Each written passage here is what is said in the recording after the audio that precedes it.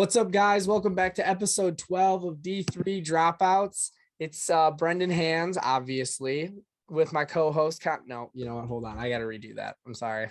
All the Jaeger in the spot, yeah. You be knowing it's the night, black and you can see the light. Rolling up, I'm getting high, yeah. Baby, sit back, come alive. Come with me, let's roll the dice. Though I'm cooking with the spice, yeah. Getting higher than a kite. Cut that bitch off with a knife. Think I won't, but still I might, yeah. What's up, guys? Welcome back to episode 12 of D3 Dropouts. It's Brendan Hands here with my co-host Connor Ziparo. We're back with another week of good sports news. But first, got to check in on the co-host. Connor, how you doing? I'm good, man. It's one of those times of the year where you say it's the best time of the year, and that's March, and that's March Madness. That's what this episode's going to be about. That's what we're going to get into. I'm excited to go through my bracket that will probably be busted come Thursday afternoon. Not much is going on in my life since the last time we've talked. Relatively uneventful week for me. I don't know if it was otherwise for you. No, pretty uneventful. I'm back up at school, obviously, the different backdrop from last episode. But we're back hitting the books. What's up? It's the dorm room style. Yep, dorm room style, absolutely.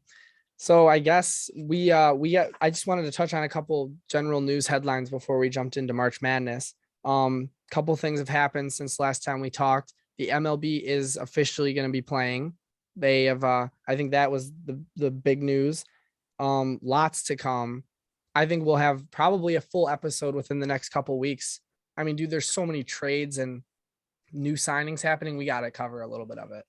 Yeah, it was like a pop-off. It was like when you twist the cap off like a Coke that you just put a what are those little circle things? Yes. No clue. Can't I think of them? I don't know what you're talking about. Right? Nope.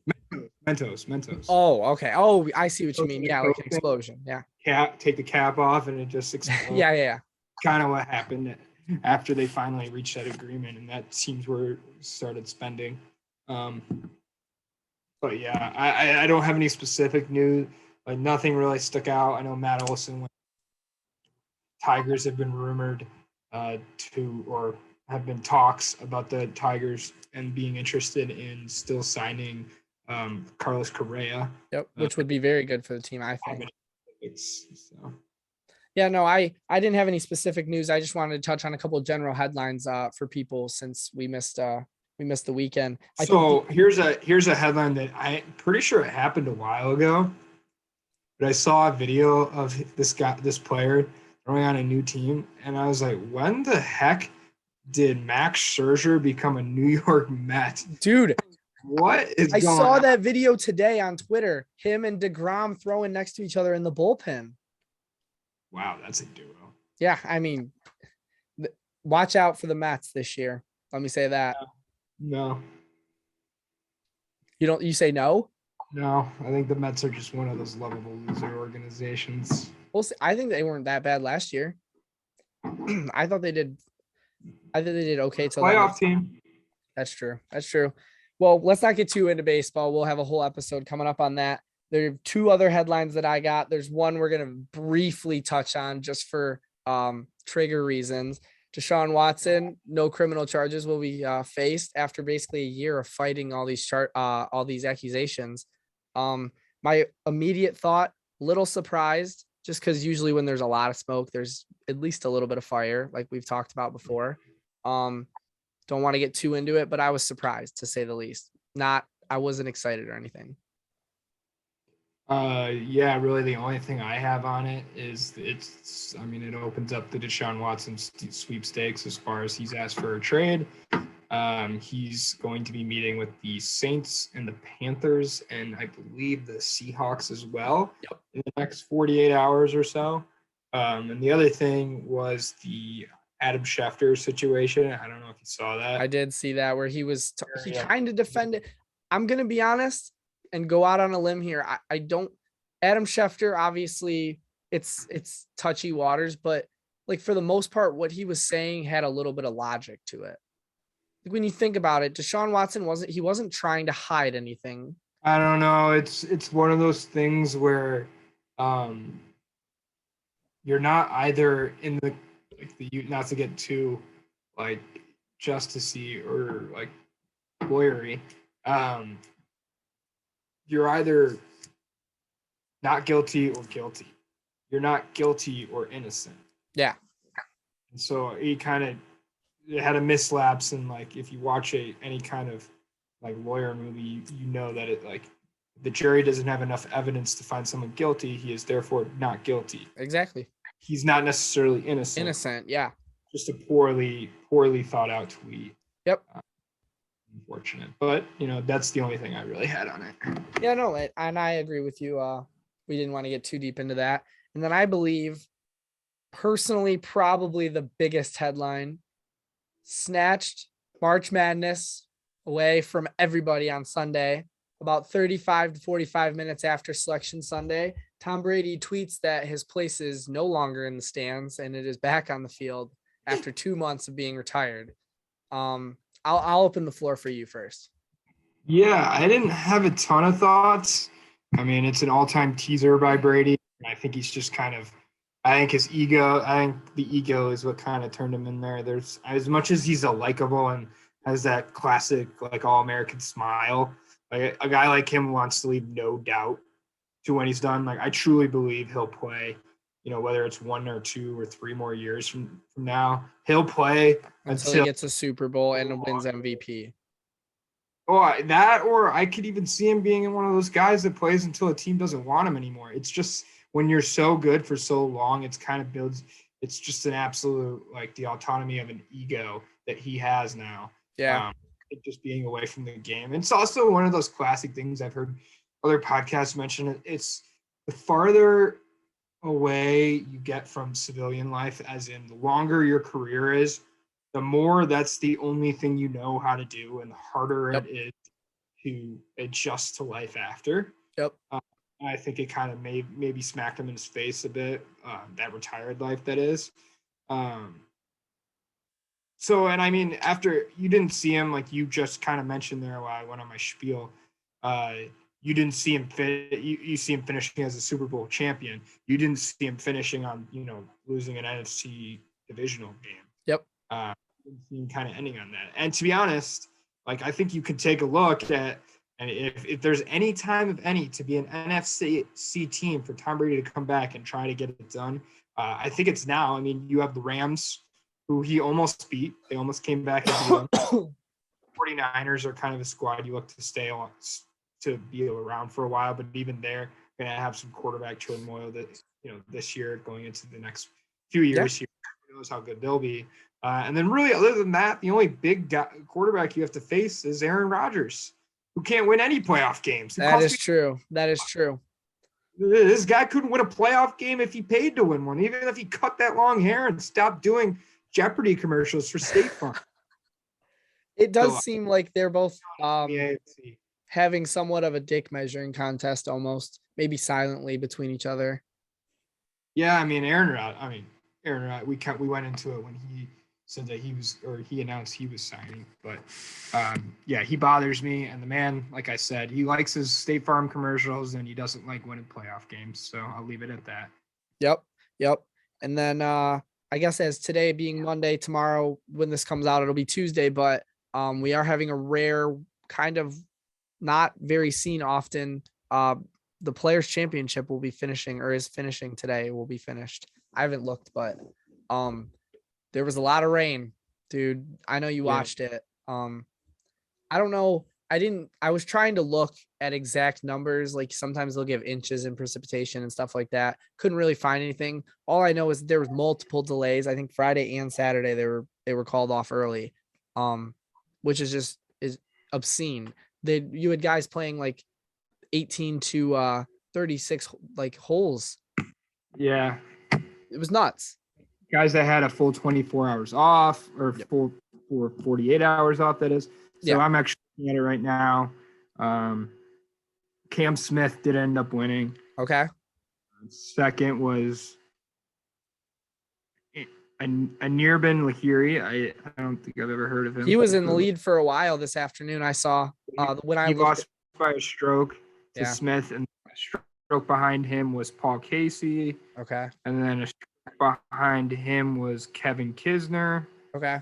and fourth place was Keegan Bradley. So All right. relatively, I mean, I Interesting think finish. Kisner's only in the media a lot, but I mean, Cam Smith is a top 50 player in the world, but Paul Casey was on a Ryder Cup team, but like really not huge names. Nope. I mean, Especially some Dustin of the names Johnson. that you saw on the at least on the leaderboard throughout the weekend. I mean, obviously with all the Yeah. rain, it was hard, but I mean, Hovland, DJ tied for 9th. Daniel Berger, Max Homa tied for 13th. Those are really the only decently big names at the top there. yeah, that's which is nuts. And that's what's going to happen on a weekend like that. I mean, I don't know if you saw like Brooks Koepka shot like an 81 one. I did. Yeah, he shot like a plus. Yeah, something crazy. Pouring rain and 35-mile-an-hour winds. It went from like the first day or day and a half or whatever. Only like 4 people missed the green out of like over 100 shots. Yep. The second day when it was 35-mile-an-hour winds, It was like 27. I saw that. it was like 33% of like hit it. Like more Yeah. people missed it than hit it. So adding on to that point, what you just said, like almost exactly the same stat. Hole 17, the Island Green. The first day or Friday, there was I think 7 people hit it in the water. The second day, 27 people hit it in the water. Yeah. Just I mean, the Yeah. wind just makes such a big factor. I saw a quote from Rory McIlroy that was like, so on this hole I hit a 7-iron 125.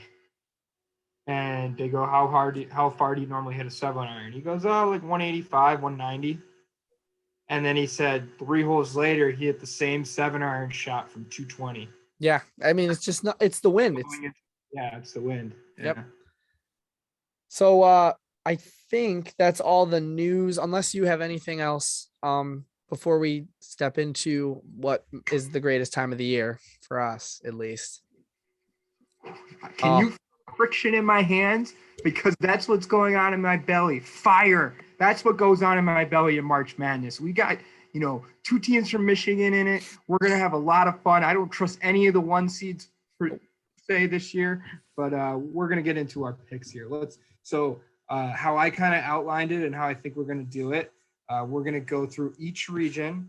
We're going to give you a likely upset. Some of these I have, some of these I think are likely, but I probably won't take. An interesting first round matchup, something that you thought was interesting. Okay. And your final 4 for that region, your region winner. Okay. So I'll let you start. So let's start. We'll go top left, top right, bottom right. Let's do that. Okay. Just like that. So starting up in, I don't even know what the directions are. That's why I said top left. I think the top left is the west. West. Okay. So starting in the west, my sleeper, and this is going to shock you. It is going to be either one of the winner of the play-in game, Rutgers, Notre Dame, over Alabama. I think Rutgers has a few good players. Their offense is popping right now. And I think Notre Dame has a really good defense. Their offense can be popping. And I just think Alabama is not that good this year. They're not as good as they were last year for sure. No, I actually have Rutgers winning that game, or whoever wins that play-in game. Yeah. I like that pick a lot. Rutgers is scary because they've beaten a lot of good teams this year. I know they did a lot of that at home, and you don't necessarily get that luxury in the tournament. Yep. I do think that's there. What's the kid's name there? His dad played. It's the big guy. Yep. Yeah, I don't know his name, dude. Oh, Ron Harper Jr. Ron Harper Jr. Yeah. Yep. That guy's really good. Yeah. So I like him, and I agree, Alabama. I don't like the depth of the SEC. I think they're very top heavy. I do think they're a better conference than the Big Ten, and I'll get into that later. But who's your interesting matchup? My interesting matchup is going to be Boise State versus Memphis. I think Memphis, obviously being 8-9, they're supposed to be similar. I'm interested to see how Amani Bates does. Amani Bates is off the team. Oh, is he really? Yes. I did not know that. He's been off the team for a month, and they're like 11-2 since he left. All right, well, I'm still interested in Memphis then, because then that stat makes me even more interested, because maybe he was a problem. And so I'll go before we pick our teams. I will say my sleeper upset is watch out for Vermont beating Arkansas. I believe that's a 4 versus 13 game. 13. Yep. Arkansas has kind of been up and down all year. Vermont, yes, I did some stats. Vermont shoots 36% from three, 49% from the field. So they're a team that can shoot, and that bodes well a lot of the time when you're looking for an upset like this. Is a team that can get hot and get streaky. They've won 22 out of 23 games. Their only loss since early December. While Arkansas was bounced by Texas A&M, who was a snub in the tournament, in the SEC tournament. And Arkansas has also lost 2 of its last 3. So look for that one to – I actually don't know if I'm going to pick that one, but that is something I've been keeping an eye out for. Moving into my interesting matchup to get into our team a little bit, I have Michigan State versus Davidson. Obviously, there's bias in this, me picking this. But the storyline, I think, is one of the bigger ones in the tournament. Foster Loyer gets essentially pushed out of the program. They basically told him that he had a point guard coming in and that he didn't see him ever getting the minutes that he thought he would have got at another program. And he's had a good season, averaging 17 points a game for Davidson. I know he's missed a lot of time. Davidson can score, and they can score fast, and MSU can go ice cold at times. So which makes this relatively an even matchup. I think MSU's size advantage plays a huge role in this. And if they can play, if they could use the size advantage to maybe stop some shots from going in, or they have a mediocre performance like they did in the 8-10 final. Versus, I think MSU. I like MSU just because I like MSU because I'm a fan. But yeah, I think it's an interesting matchup for Foster Loyer. If he scores more than 20 points and we lose the game, I will literally shed tears. So yeah, please get that on video for the dropouts. Yeah, I will. Good. So I guess kind of building off the MSU momentum, maybe a little bias. Higher seed that I think will be in trouble is Duke in round 2. If MSU can get past Davidson, I think I go back and forth on Duke. I think they have 5 guys that are going to be NBA players in the next 2 years here. Yep. And it's Coach K's final year, so he's going to get every call when it comes down to it. At least I think, just because I have feelings on Coach K in prior podcasts. But at the same time, they can't seem – every time they seem to go on a run and wanted to be a top 5 team, wanted to be a 1 seed, it seems like they just had a loss, a slip up. Yep. And it seems like Coach K's farewell tour is turning into a loss tour. Yep. He lost the ACC championship. He lost to North Carolina in his last home game. Yep. You're going to be an early exit. I go back and forth. They're one of my mystery teams. So let's say just based on skill, let's take calls out of it, everything. Who would you have in that round 2 matchup? Duke? I don't think Duke. Davidson doesn't have a guard or a guy that can guard Paolo Banchero or that other big guy that's also. I was talking about MSU versus Duke. Oh, well, if that were the case, I still think Duke. I don't think MSU can score with big boys when it comes down to it. I think that's their biggest problem. I think you have a lights out shooting performance, or you just need them to miss everything like Wisconsin did, basically. Yeah. Who's your winner for this? Who's going to the Final Four out of the West? So I had 2. Obviously, huh? You only have 1. Okay, well, so then dream scenario aside, because obviously everyone knows the dream scenario winner for this, I'm sticking with Gonzaga. Okay.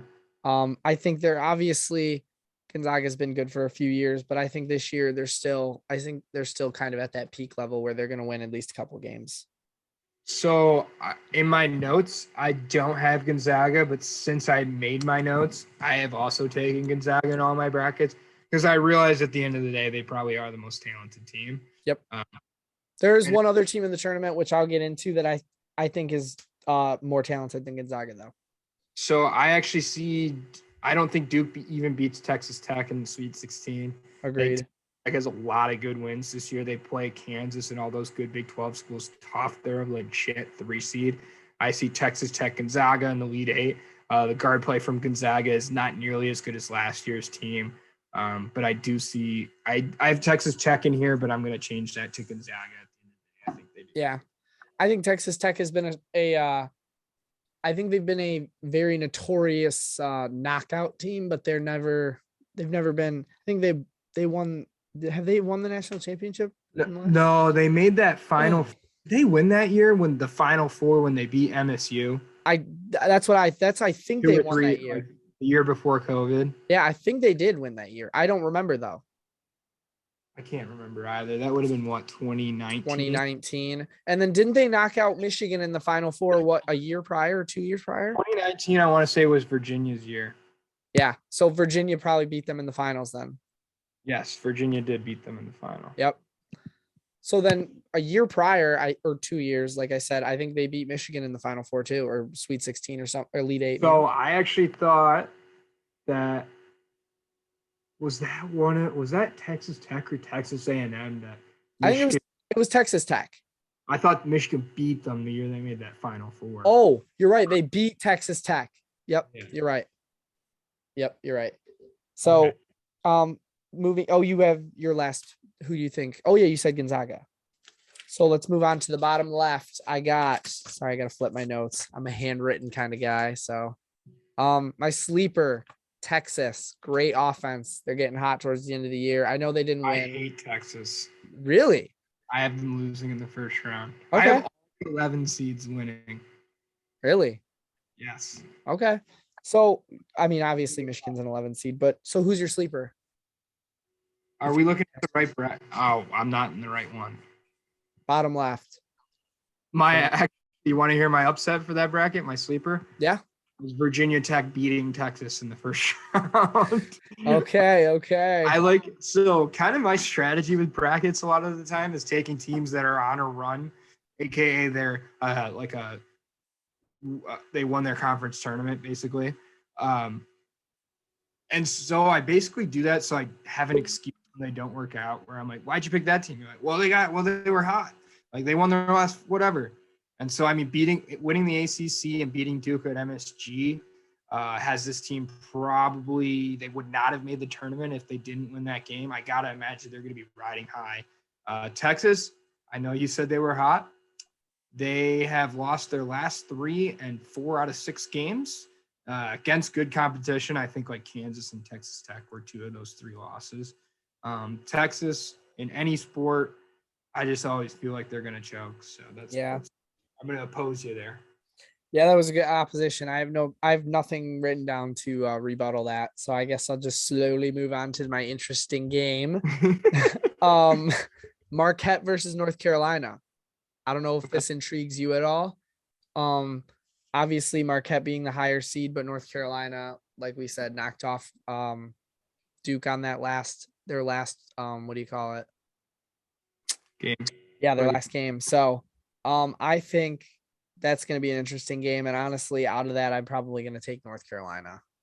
Yeah, I think it's interesting because like it's an 8-9, and like you said, Marquette's the 8. But I gotta imagine most of America is going to take North Carolina because I think the national perception of North Carolina, maybe it's because of the light blue and Duke's that dark blue, that baby blue. I feel like people love that baby blue. Oh yeah. Recognize North Carolina, even though Marquette's like no slouch of a program either. No, especially this year. Most of America is probably going to take North Carolina, and I think that game is a complete toss-up. Yeah, you know what? Just because I think I just don't know. I don't know enough about Marquette. I didn't really do too much like back research, but I just think they're obviously a higher seed for a reason. So they must have had somewhat of a good season. And they also, the committee takes strength of schedule into effect. So Marquette's obviously beating some good teams, which worries me, but I still would take North Carolina. That's all I got. That's my final say on that. So my interesting matchup is the Indiana/Notre Dame versus St. Mary's. So St. Mary's is, I think, much more proven than a WWC teams. WCC, I think. WWC, whatever it is. Than those have been in the past. I mean, they beat Gonzaga recently. But to me, there's always a red flag when you see 2 power. Even though Indiana, I think, is going to beat Notre Dame and I think has a chance to beat St. Mary's. Even though, like, neither of those teams have necessarily been that great this year, a flag comes up when you see a non-Power 5 team as such a high seed playing a Power 5 school, which both So I think that just raises a question mark, and it's a big game for the validity of the WCC, a conference that I believe got 3 or 4 teams in this year. Yeah, I think it was three. Yeah, which is good for them. I think it's those 2 in San Francisco, I believe. yeah. Yeah. So I think we'll just, oh, gosh, dude, my high seed in trouble. I have a bunch of teams written down. I'm trying to pick one for you. Why don't you give yours first, and if you have, I'll see which one you say. So my winner for this, you're saying? No, did you say someone in trouble? Well, I just said, I've been doing an upset / sleeper, an interesting matchup, and then just my winner. Oh shit. Okay, so I have 4 written down. So I had a sleeper, an interesting matchup, a higher seed that I think is in trouble, and then who I thought was gonna make it out. So I'll just go quickly. A higher seed I think in trouble is Baylor. They're my least trusted number 1 seed of any of them. Yep. I think they're super weak this year, especially coming back after the national championship last They year. have a lot of losses. They have a lot of losses, and it feels like they've just kind of similar to Duke, although they actually did sneak into that top 4. And that like every time you think they're like, oh my God, it's Baylor, like last year's team, they have a loss or a dud performance. Yep. I mean, MSU beat them in the beginning of the season. Beat them. They played them close though. Oh, okay. So my winner for that is Kentucky. I do think Baylor. I think is Baylor in the UCLA? Yes. So I think this is a chance. There's a chance for UCLA, who can also shoot the lights out. I think there's a chance for UCLA to come in and beat Baylor. I do not think they do. Baylor does make an Elite Eight. Kentucky is my team to win the national championship. They're a perfect mix of young studs and veteran guys and like grad transfer guys. I think Calipari finally has that perfect mix. They again have a lot of bad losses, but I think they're probably the most complete team without being basic and picking a 1 seed. So that's why I picked them. Yep. And building off that, my person to make it out is Purdue. Believe it or not. Believe it or not, dude. I watched Purdue, and that is with Travion and Jaden Ivey, and like Gillis and Stefanovic. Like that is, and what's the big cat's name? Oh, I don't even know, dude. The big 7'4", the Yao Ming of college.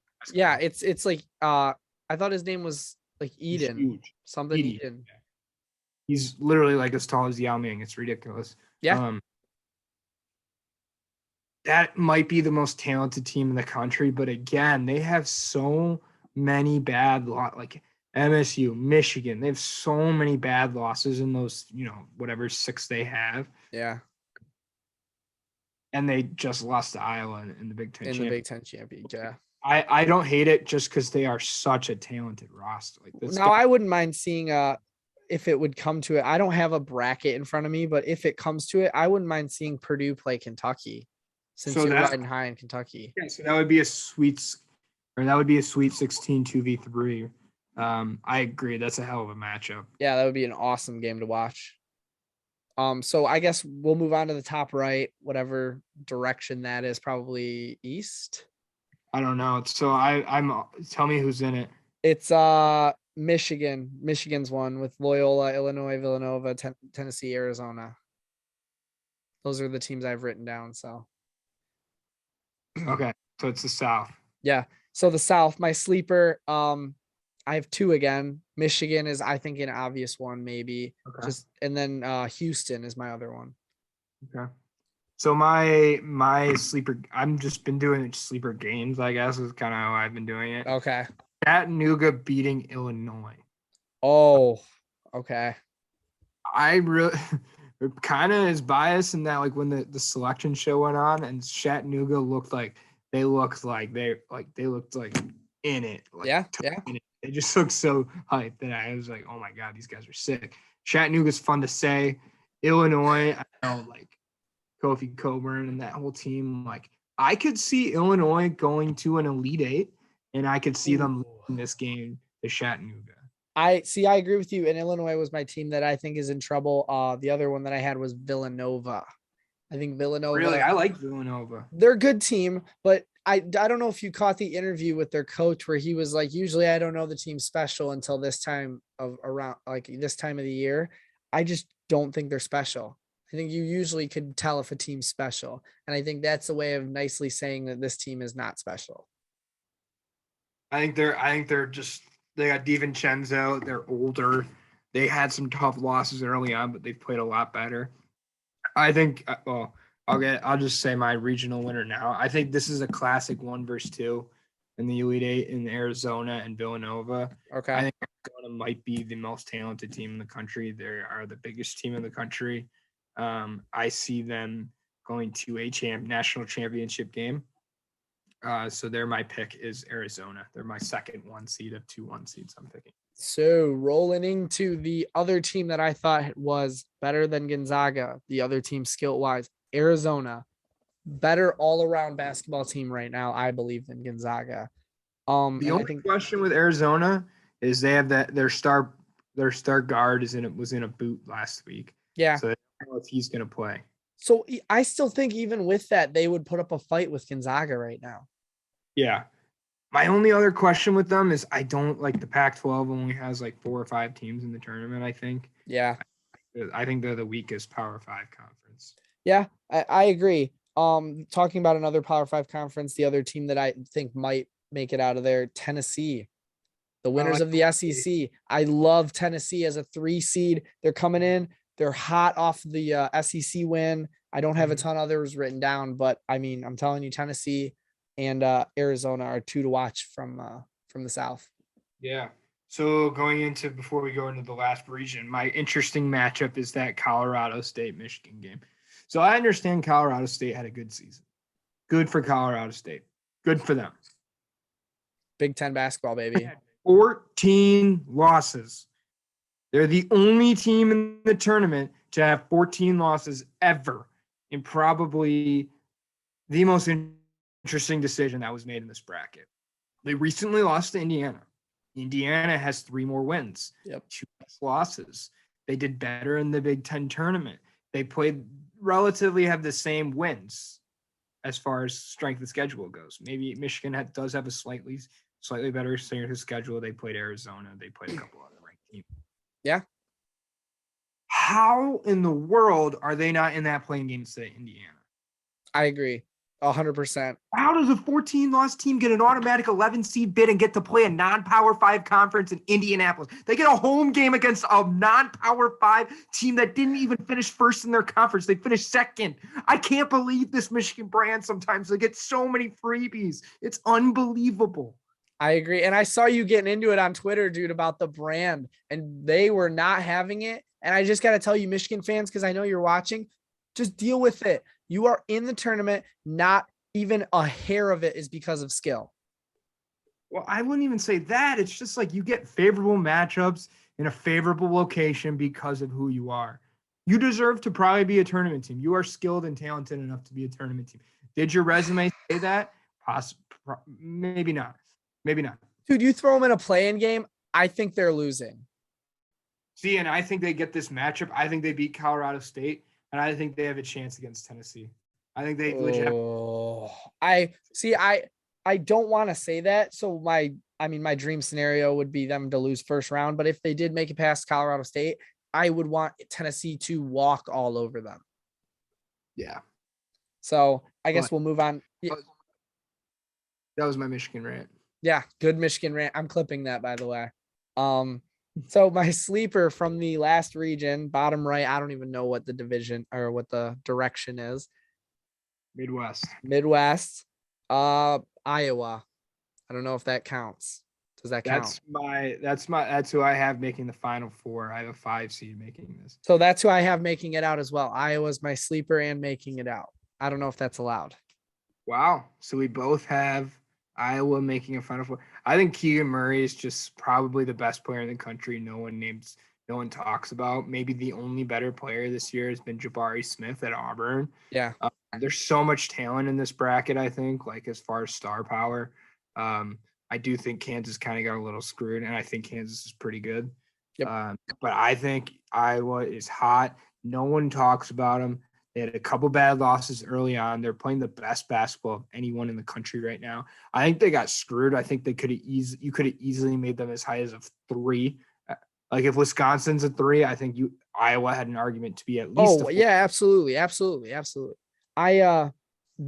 You were saying so many teams that I have like notes about here. I think Auburn is in trouble. I think they only have one good player. That was what I have written down. So Auburn's in trouble. And then my interesting game, huge upset to watch, Colgate against Wisconsin. Wow. I mean, that's like, and I know it's not like a 215 or whatever, or 2 whatever, the upset, but I'm telling you, huh? It's a 314. That's pretty big. Is it a 314? I don't have the bracket. So, but I know it's not a 215, meaning usually once a year there's a 215. Last year was OSU, Oral Roberts, all that. I think this is the huge upset that happens in the first round. I think Wisconsin is going to underprepare for Colgate. And I think obviously Colgate's in for a reason. So we'll see. I don't hate it. I think Wisconsin is another one of those teams where I think they can, like, they're one of those teams to me that plays down to a bad team, which makes them susceptible to an upset. But I also think they play up and play well against good teams too. Excuse me. And I think they have a chance to like beat an Auburn team, maybe in the Sweet 16 or something like that. Yeah, I absolutely agree. My interesting matchup is another 6 versus 11. I have Iowa State beating LSU. They both stumbled into the tournament after good starts and probably the 2 best conferences. LSU is parting ways with Will Wade, their head coach, in the middle of that going into the tournament. I think that's a huge storyline. And although there is 6, I don't see them doing anything with a brand new coach this late in the season. So you think that's going to do the opposite effect of maybe pumping the kids up? It's correct. Okay. All right. That's interesting. I think it's too late in the year for that. My upset, sorry to cut you off. No. I don't have anything else. My big dog. This is my big dog. It's not a 314. It's a 4 versus 13. Yeah. I couldn't think of it. South Dakota State over Providence. Providence is the most overrated team in the world. They never win by more than 4 points. They play in the Big East. They play in a decent conference. They struggled against competition, aka Villanova, late in the year. They have 2 losses to Villanova late. I don't necessarily see many upsets here, but this is one that I'll look for. SDSU has won 21 games in a row. They shoot 45% from 3. They shoot nearly 50% from 3. Yeah. Get hot, they are going to be that team that makes a run. I think their record is like 30-4, something ridiculous like that. I know Providence has a really good record, but they've lost 2 of their last 3, albeit I think 2 of those are to Villanova. But yeah, but if you can't play with the big competition, you're not gonna be able to suffice in the big dance. So I see what you're saying. Yeah, tell us what you think about our picks. If you have any upsets you want, I'll be betting all the games. So all you degenerates, if you got any picks or anything you want, hit us up at D3 Dropouts on Twitter. I'll be active on there all week, telling you how I'm feeling about this great week in the greatest thing on earth, March Madness. Absolutely. Stay tuned for some more March Madness content. Like Connor said, send us the picks. Stay tuned for some Connor picks later in the week. And if that's all I got, I think then we're done. Yeah, I think we can end it. Yeah, we're gonna have to do the ending again. No, leave it. I think that was so bad it was funny. Dude, I just I literally blanked there. You literally said, if that's all I've got. I know, because I had a new ending where it's that's all I got, that's all you got, then that's all we got for the fans, but I forgot it. Yeah, no, you said it like it was a question. We're definitely leaving all this in. Yep, this is definitely staying in. So we'll see you guys next week. Peace. Working for the table, throwing these blue hundreds when